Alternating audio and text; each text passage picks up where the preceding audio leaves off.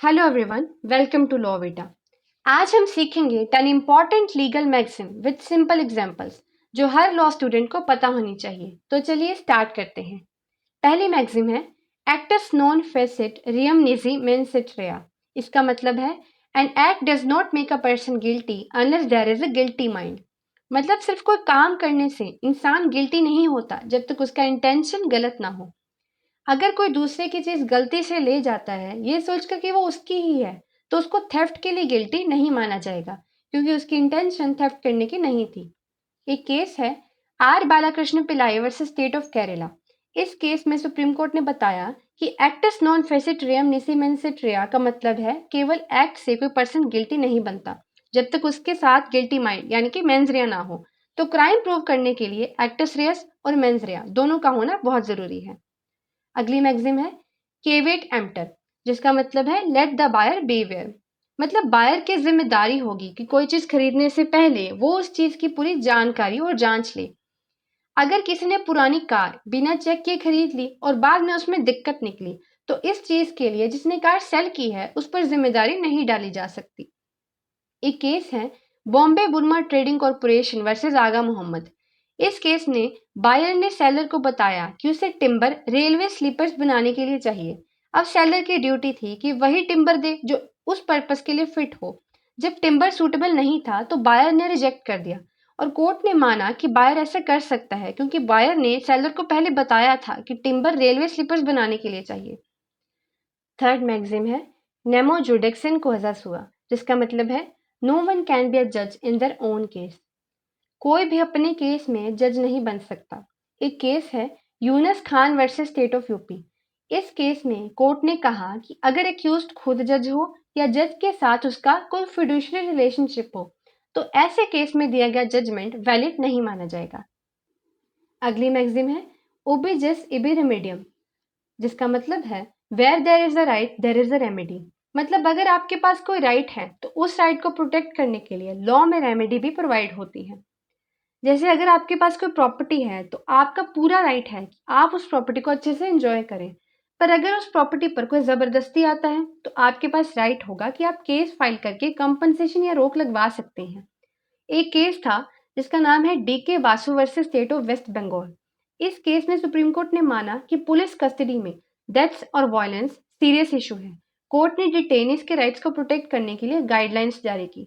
Court ने कहा कि पुलिस वायलेंस होने पर विक्टिम को कंपनसेशन मिलनी चाहिए, और ये कंपनसेशन की अमाउंट केस के फैक्ट्स और सर्कमस्टांसिस पर डिपेंड करेगी। ये केस उबी जस इबी रेमेडियम, जिसका मतलब है जहां अधिकार है वहां उपचार है, को दर्शाता है, क्योंकि जब डिटेनीज के राइट्स वायलेट होते हैं तो उन्हें रेमेडी के रूप में कंपनसेशन मिलनी चाहिए। अगली मैक्सिम है क्विड प्रो क्यू, जिसका मतलब है समथिंग फॉर समथिंग। मतलब कुछ पाने के लिए कुछ देना। जब एक पार्टी दूसरी पार्टी को कुछ देने के बदले कुछ लेती है, ये क्विड प्रो क्यू कहलाता है। एक केस है Srinivasa General Traders versus state of Andhra Pradesh. इस केस में सुप्रीम कोर्ट ने कहा कि कॉन्ट्रैक्ट में क्विड प्रो क्यू होना बहुत जरूरी है। मतलब वैलिड कॉन्ट्रैक्ट के लिए कंसिडरेशन होना जरूरी है।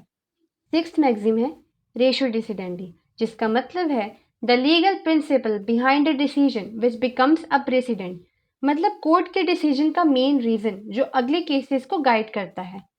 जैसे अगर किसी केस में कोर्ट ने कहा कि बिना कंसिडरेशन का कॉन्ट्रैक्ट वैलिड नहीं है, तो ये प्रिंसिपल कि कॉन्ट्रैक्ट में कंसिडरेशन जरूरी है उस केस की रेशियो डिसिडेंडी बन जाती है। अब जो केस है Keshavananda Bharati versus state of Kerala.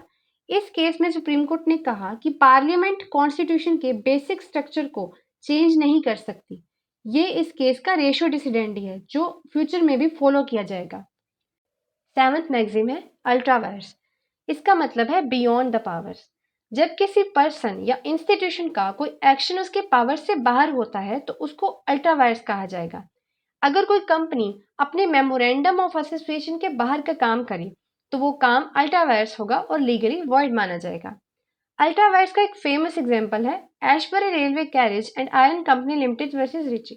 इस केस में बताया गया कि कंपनी का ऑब्जेक्ट था रेलवे मटेरियल सप्लाई करने का, पर उन्होंने रेलवे कंस्ट्रक्शन का कॉन्ट्रैक्ट कर लिया। कोर्ट ने बोला ये ऑब्जेक्ट क्लॉज के बाहर है, यानी अल्ट्रावायर्स है, और ये कॉन्ट्रैक्ट वॉइड है। इसको शेयर होल्डर्स मिलकर भी वैलिड नहीं बना सकते, so ultra vires contract is always void no matter what. 8th maxim है रेस जुडिकाटा। रेस जुडिकाटा का मतलब है ए मैटर ऑलरेडी जज। अगर किसी मैटर पर कोर्ट ने डिसीजन ले लिया तो वही पार्टीज उसी मैटर को दोबारा कोर्ट में नहीं ले जा सकती। इसका फेमस केस है लालचंद वर्सेस राधाकृष्ण। इस केस में कोर्ट ने कहा कि रेस जुडिकाटा का मकसद है कि केसेस एक बार में खत्म हो जाएं ताकि बार बार वही मैटर कोर्ट में ना आए। ये प्रिंसिपल जस्टिस, इक्विटी और पब्लिक इंटरेस्ट पर बेस्ड है। 9th मैक्सिम है पैक्टा sunt servanda, which means agreements lawfully entered into must be honored। मतलब कानूनी तौर पर किए गए एग्रीमेंट्स को निभाना बहुत जरूरी होता है।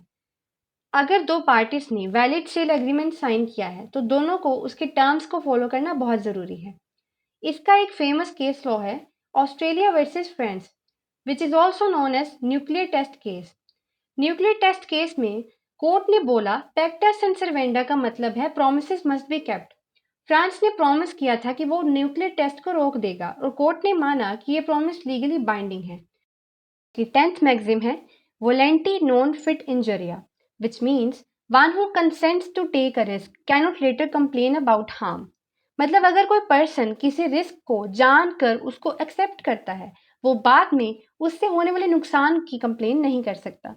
अगर पेशेंट सर्जरी के रिस्क समझकर एग्री करता है और बाद में कोई कॉम्प्लिकेशन होती है तो वो डॉक्टर से उसके लिए डैमेजेस क्लेम नहीं कर सकता। इसका एक केस लो है पद्मावती वर्सेस दुग्गा नायका। इस केस में एक ड्राइवर पेट्रोल भरवाने के लिए जीप लेकर गया और दो स्ट्रेंजर्स फ्री लिफ्ट लेकर बैठ गए। अचानक जीप का एक्सीडेंट हो गया और जीप पलट गई। दोनों स्ट्रेंजर्स गिरकर घायल हो गए और एक की तो मौत हो गई। इसमें कोर्ट ने हेल्ड किया कि ओनर और ड्राइवर लायबल नहीं है क्योंकि स्ट्रेंजर्स ने अपनी मर्जी से रिस्क लेकर लिफ्ट ली थी। ये केस वोलेंटी नॉन फिट इंजरिया प्रिंसिपल को अप्लाई करता है। मतलब अगर कोई खुद रिस्क लेकर कोई काम करता है तो बाद में डैमेजेस क्लेम नहीं कर सकता। तो आज के लिए बस इतना ही। ऐसे और सिंपल और क्लियर लीगल कंटेंट के लिए लॉ वीटा को फॉलो कर लीजिए।